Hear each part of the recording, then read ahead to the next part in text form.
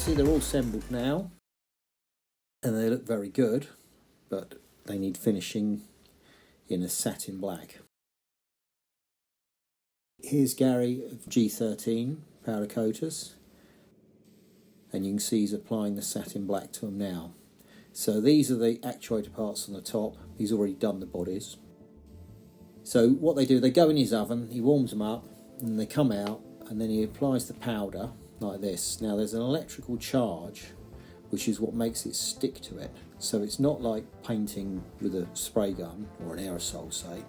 This actually finds its way onto it and sticks to it, which means you get really good coverage. And if you can imagine, for doing the insides of those bits, the things that look like the American letterboxes, for want of a better description, it allows it to get it all inside there and in the gauze. There, you see there where it's connected? So that just, it's like a static charge. It's not going to electrocute you. Although those would if you fell on them. So they're actual heating elements out of a cooker. So he built this himself, this rig, and the oven. So yeah, they're going in there and then they're going to bake. So just like waiting for the turkey, isn't it? So that's it. They'll come out there in about 15 minutes and they'll be spot on. So here you are, that's what they look like done. On the ends of the air flaps on these plenum chambers, you have a sort of a foam seal that goes around it, and of course I've had to reproduce that as well, and this is what I'm doing. So the idea was that I thought if we got some steel templates, I could then score around them with a scalpel. Now obviously normally you'd have tooling and you'd have, you know, actual cutters, much like what people would use in leather work and so on.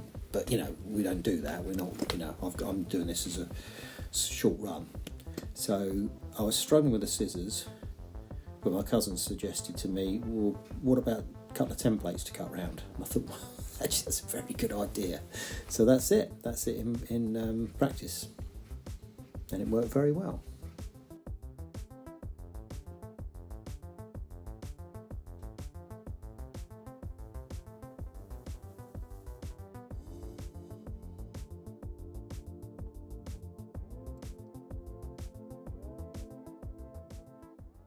This car hasn't got a front panel on it, so all the headlights and so on, so you can see exactly where they fit. Well, obviously it's difficult to see that on an assembled car because you've got the radiator in the way if you're looking from inside the engine bay, and obviously you've got the grid on there and the headlights and everything else, so you can barely see them, but you get the picture of how they work. That's where they fit, and that's where the air tube would come out the end and go up across the top of the wing over and above the wheel, and then to the elbow that takes it into the cabin.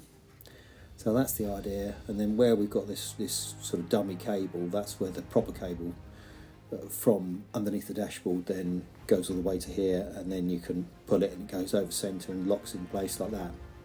So that's it. That's how they operate. And the idea of the gauze is so you don't get a lap full of bugs, isn't it? Otherwise they go through it and end up in there.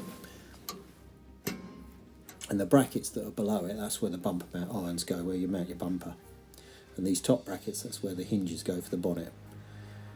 And those holes on that cross member, that's where the pegs for the bottom of the radiator go. So you can imagine, you can't really see it.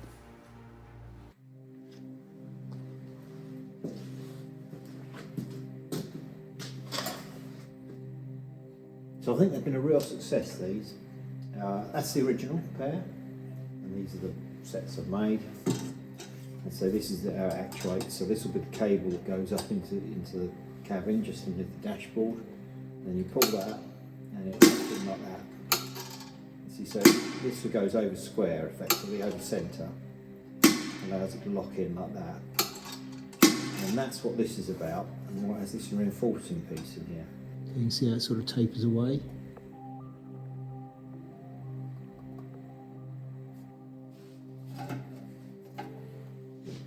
So I think that compares well with the original. You don't see a lot of difference in them. Yeah, those sort of, how it fades away, that sort of effect on that. Yeah, pleased with them.